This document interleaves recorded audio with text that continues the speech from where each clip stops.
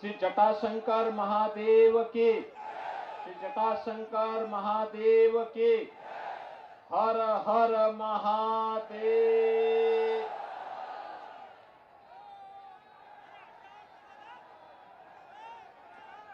Bharatiya Janata party के जिला के अध्यक्ष श्री अशोक नायक जी, मध्य प्रदेश सरकार में शिक्षा के लिए अभिनव प्रयोग के लिए जाने जाने वाले सुजानपुर विधानसभा क्षेत्र से लोकप्रिय प्रत्याशी सेंदर सिंह परमार जी, माननीय सांसद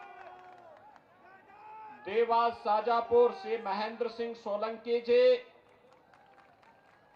अध्यक्ष जिला पंचायत शाजापुर से हेमराज सिंह सिसोदिया जी, विधानसभा प्रभारी श्री अर्जुन सिंह पाटीदार जी,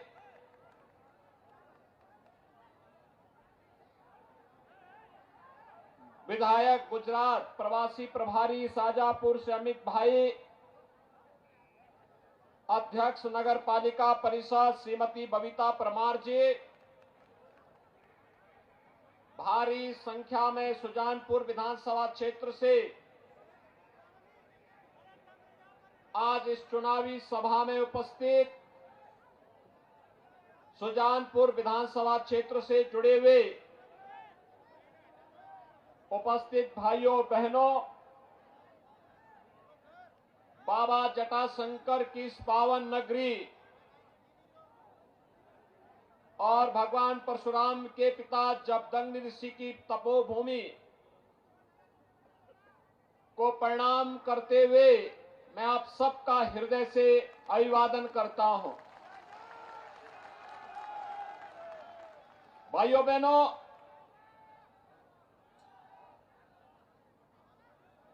मैं उत्तर प्रदेश की धरती से आया हूं।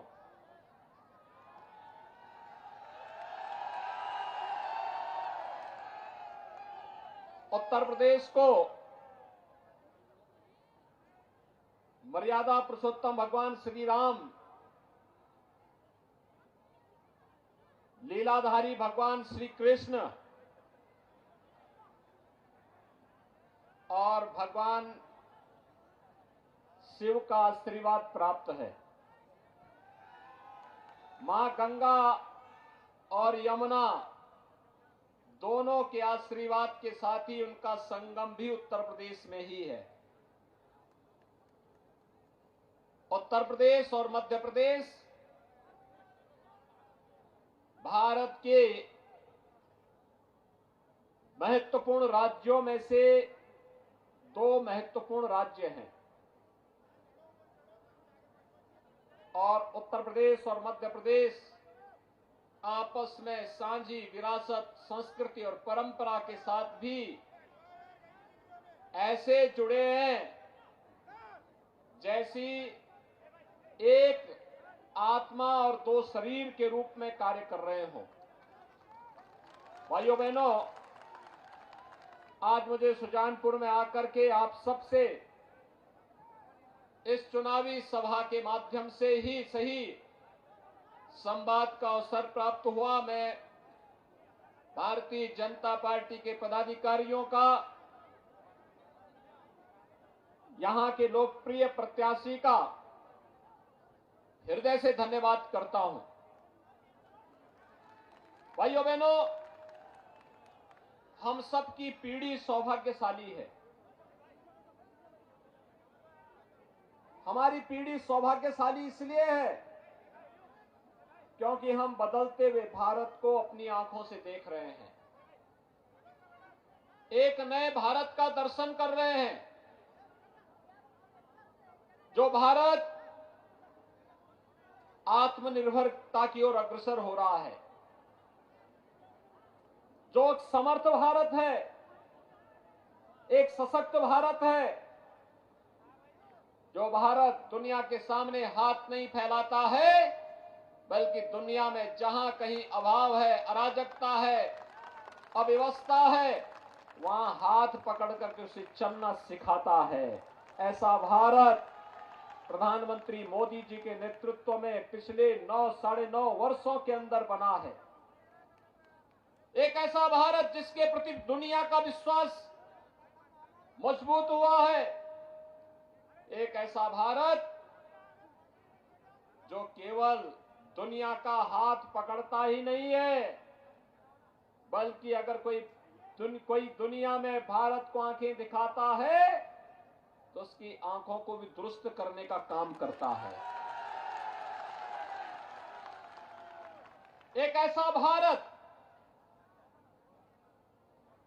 जो संकट के समय दुनिया के लिए एक आशा है, दुनिया की मानवता की कुछ आकांक्षाओं की पूर्ति का मादा रखता है।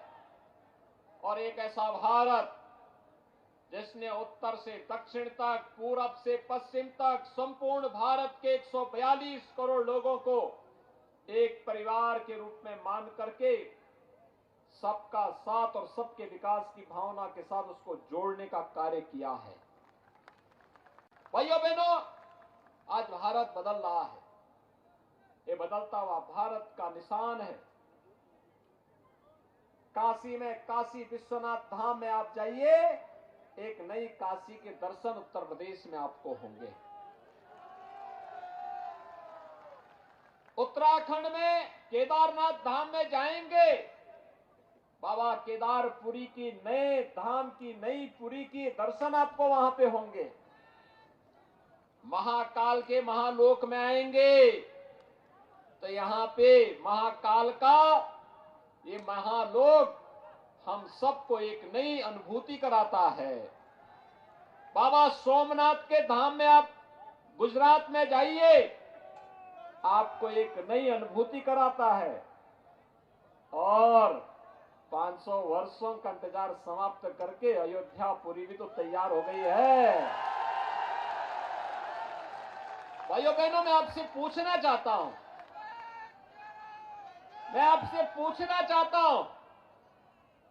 अयोध्या में राम जन्मभूमि के मंदिर विवाद का समाधान हुआ।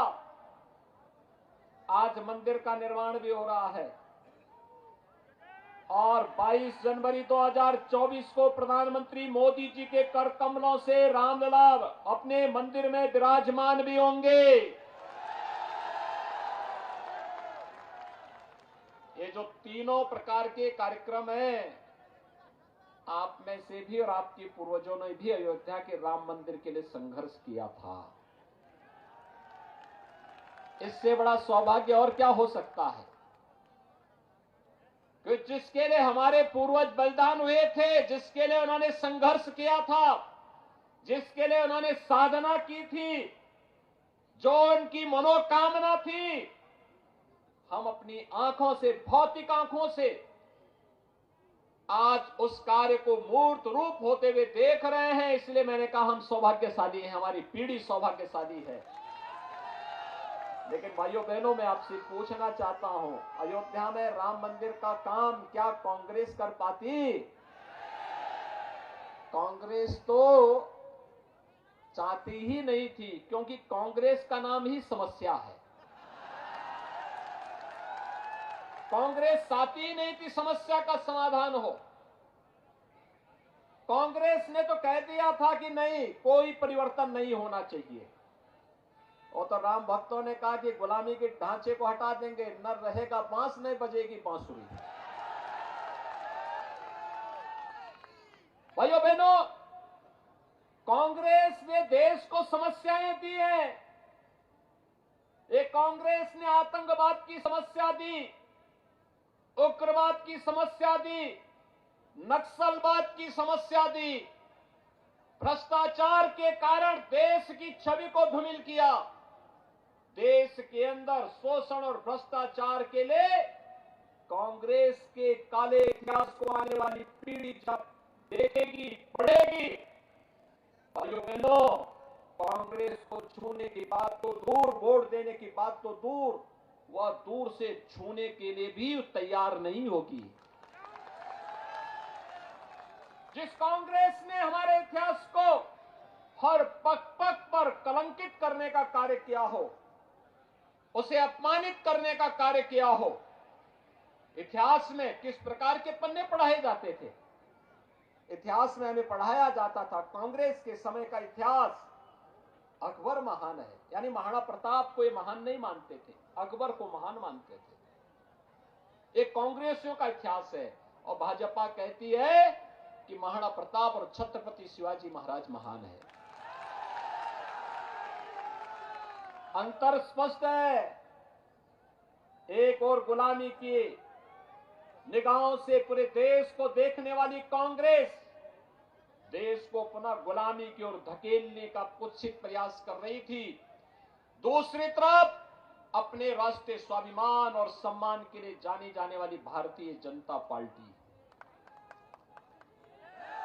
जो राम और कृष्ण की परंपरा पर भी श्रद्धा रखती है, महाराणा प्रताप और छत्रपति शिवाजी महाराज की परंपरा पर भी गौरव की अनुभूति करती है, राजा भोज की परंपरा पर भी गौरव की अनुभूति करके आगे बढ़ने का कार्य करती है। यह है भारतीय जनता पार्टी।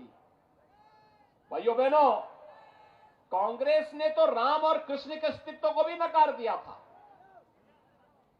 उन्होंने राम और कृष्ण के अस्तित्व को कहा ये सब तो मिथक है, ये हुए ही नहीं। यानी उनके लिए भारत का इतिहास केवल पंडित जवाहरलाल नेहरू से प्रारंभ होता है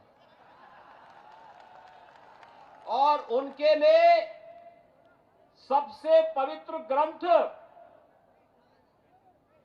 वही माना जाता है।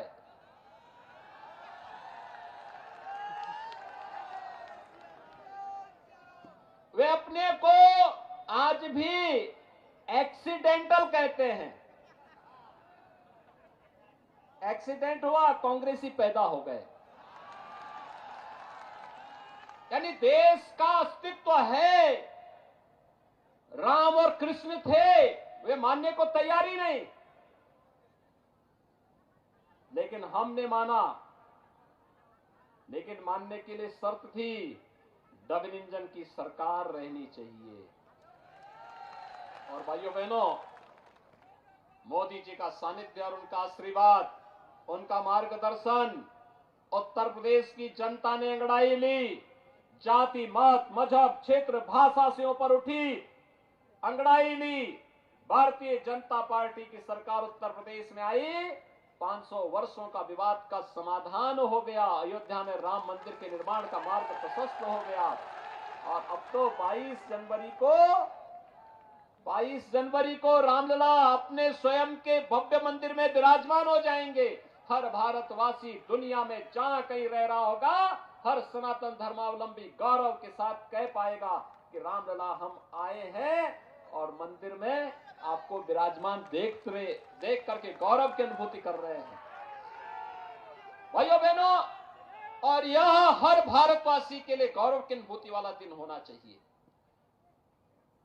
मध्य प्रदेश में पिछले 20 वर्षों में जितना परिवर्तन किया है, एक त्रासदी थी उत्तर भारत के, उत्तर प्रदेश और मध्य प्रदेश, राजस्थान, बिहार जैसे राज्यों की।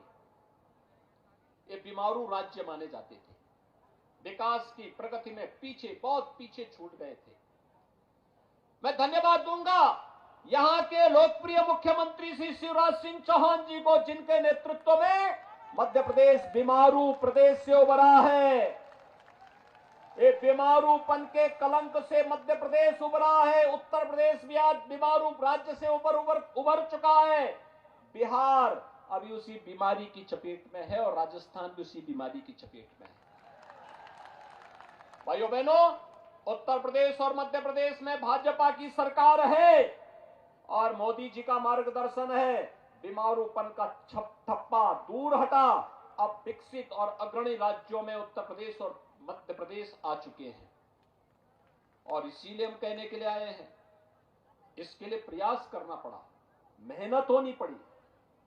मध्य प्रदेश में शासन की योजना को हर व्यक्ति तक पहुंचाने के लिए जिस ईमानदारी के साथ कार्य हुआ, विरासत को सम्मानित करने और गौरव की अनुभूति कराने के लिए कार्य जिस तत्परता के साथ हुआ, मध्य प्रदेश में कृषि के जिस प्रकार के कार्य योजनाएं देश के अंदर सबसे अधिक विकास की दर वाली कृषि के लिए मध्य प्रदेश को स्थापित करने के लिए शिवराज सिंह चौहान ने जो कार्य किया, भाइयों बहनों, वह अभिनंदनीय है। और उसके कारण विकास की दर में मध्य प्रदेश भी तेजी के साथ आगे बढ़ा। नए नए प्रयोग, नए नए कार्यक्रम, नए तरीके से आगे बढ़ाने का प्रयास, और उस नए तरीके से आगे बढ़ाने के इस प्रयास की ही श्रृंखला है कि आज मध्य प्रदेश भी अपने को कह सकता है कि हां, हम भी भारत के विकास में अपना योगदान दे रहे हैं। एक भारत श्रेष्ठ भारत के भी हम भी पार्ट हैं। आज मध्य प्रदेश भी इस बात को कह सकता है। और इसलिए भाइयों बहनों, आज मैं आप सबसे अपील करने के लिए आया हूं, विकास के लिए सरकार में स्थिरता, राज्य में और केंद्र में एक समान विचारधारा की एक पार्टी की सरकार होगी तो विकास कई गुना बढ़ेगी। याद रखना, कांग्रेस का विकास का अपना कोई एजेंडा नहीं है, कोई एजेंडा नहीं है। एजेंडा होता तो 55 वर्षों तक देश में शासन किए थे। एजेंडा होता तो 55 वर्षों तक शासन किए थे। गरीब को मकान मिल गए होते, गरीब को शौचालय मिल गए होते, गरीब के घर में भी बिजली चल रही होती, गरीब को भी आंसू पोंछने के लिए उज्ज्वला योजना के कनेक्शन मिल गए होते, गरीब को भी 5 लाख रुपए की आयुष्मान भारत की स्वास्थ्य बीमा का कवर मिल गया होता। गरीब कांग्रेस के समय में भूखों नहीं मरता। भाइयों बहनों, मोदी जी के प्रति हम आभारी है। कोरोना कालखंड में जब अपनों ने भी साथ छोड़ दिया, तब 80 करोड़ लोगों को उन्होंने फ्री में राशन देने का काम किया। जब दुनिया असमंजस में थी, तब मोदी जी वैक्सीन बनाने के लिए कार्य कर रहे थे और दुनिया की सबसे 2 अच्छी वैक्सीन भारत ने बनाई, पहली बार भारत में बनी। फ्री में वैक्सीन, फ्री में उपचार, फ्री में राशन, फ्री में भरण पोषण भत्ता, ये भी मोदी जी ने दिया, भाजपा ने दिया। शिवराज जी ने जमीनी धरातल पर उसको मध्य प्रदेश में उतारा। अन्यथा भाइयों बहनों, जहां कांग्रेस नेतृत्व की सरकारें थी, वहां तो अराजकता की सी स्थिति थी, अव्यवस्था की सी स्थिति थी, असमंजस की स्थिति थी। और इसीलिए जो संकट में आपका साथी वही आपका साथी है। नए प्रयोग हो रहे हैं। आपने पिछली बार यहां पर इंदर सिंह परमार जी को अपना विधायक चुना। शिक्षा मंत्री के रूप में सीएम राइज स्कूल की नई परिकल्पना को शिक्षा के क्षेत्र में व्यापक सुधार हो। याद रखना, शिक्षा है तो संस्कार है, और संस्कार है तो समृद्धि अपने आप आएगी। भाइयों बहनों, विकास का आधार स्तंभ है शिक्षा। आत्मनिर्भरता की आधारशिला है शिक्षा, और उस शिक्षा के लिए सीएम राइज स्कूल की नई शुरुआत इसी सुजानपुर विधानसभा क्षेत्र से मध्य प्रदेश के लिए प्रारंभ हुई, एक मॉडल विद्यालय के रूप में। और भाइयों बहनों, उस मॉडल विद्यालय के रूप में स्थापित करने के उनके इस कार्यक्रम को सचमुच अभिनंदन करना चाहिए। और इसीलिए आज मैं आपसे कहने के लिए आया हूं, भाइयों बहनों, इस चुनावी समर में बहुत स्पष्ट हो चुका है। एक तरफ राम भक्त हैं, दूसरी तरफ राम विरोधी हैं। एक तरफ शिक्षा का अलग जगाने वाले राष्ट्रभक्त हैं, और युवाओं के जीवन को ज्वलमय भविष्य की ओर अग्रसर करने वाले, उसकी ऊर्जा और प्रतिभा को राष्ट्र की समृद्धि में लगाने वाले राष्ट्रभक्त हैं। दूसरी तरफ शराब परोस करके युवाओं को बर्बादी के कगार की ओर धकेलने वाले शराब माफिया भी चुनाव में आ गए हैं। ये शराब माफिया भी अब चुनाव में आ रहे हैं। आप देखो भाइयों बहनों, ये माफियाओं की हिम्मत देखो ना कि चुनाव भी लड़ने का कार्य कर रहे हैं, यानी युवाओं की पीढ़ी को, परिवारों को भी बर्बाद करेंगे और फिर चुनाव छाती चौड़ी करके चुनाव लड़ने के लिए भी आएंगे। भाइयों बहनों, आपको तय करना है, शिक्षा और संस्कार चाहिए या फिर शराब और उससे बर्बादी चाहिए, यह भी तय करना है।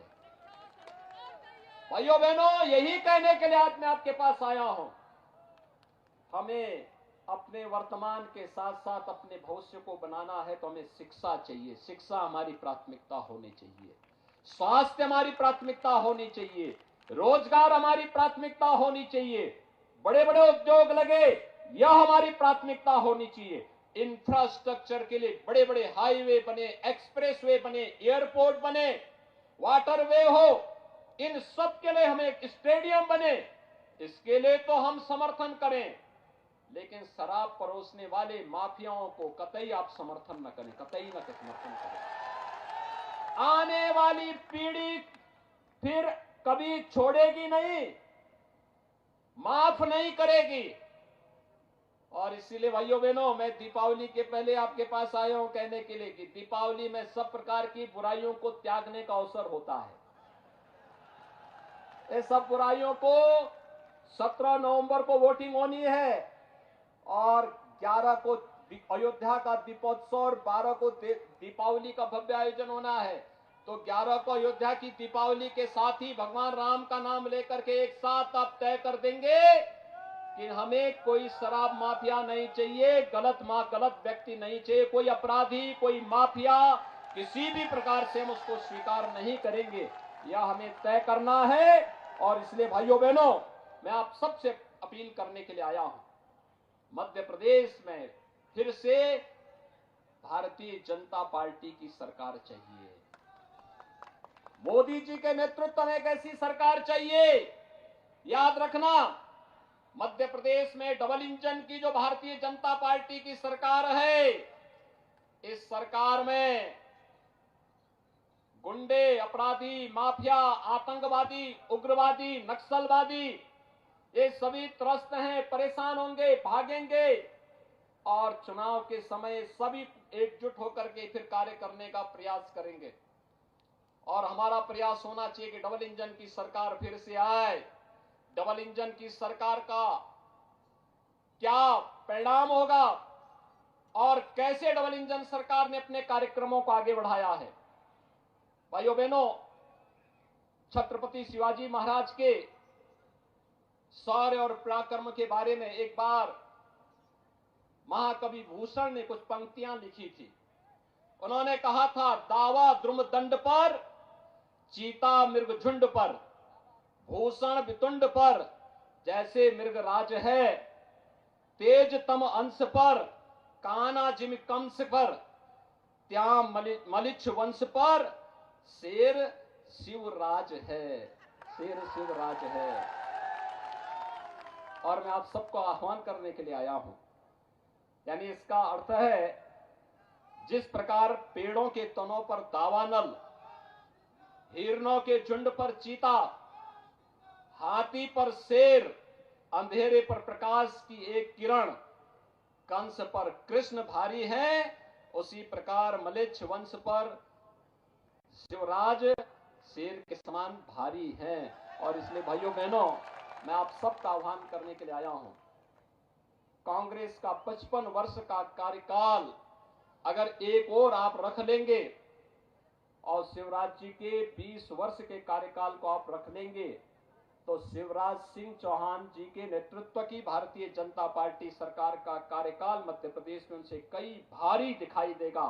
और उस भारी, जिसने मध्य प्रदेश को एक पहचान दी है, उस पहचान के लिए एक बार फिर से डबल इंजन की सरकार मध्य प्रदेश में लाने के लिए आज मैं आपके पास आया हूं कि भारतीय जनता पार्टी ने लोकप्रिय प्रत्याशी के रूप में यहां के शिक्षा मंत्री सिंदर सिंह परमार जी को फिर से अपना प्रत्याशी बना के आपके बीच में उतारा है।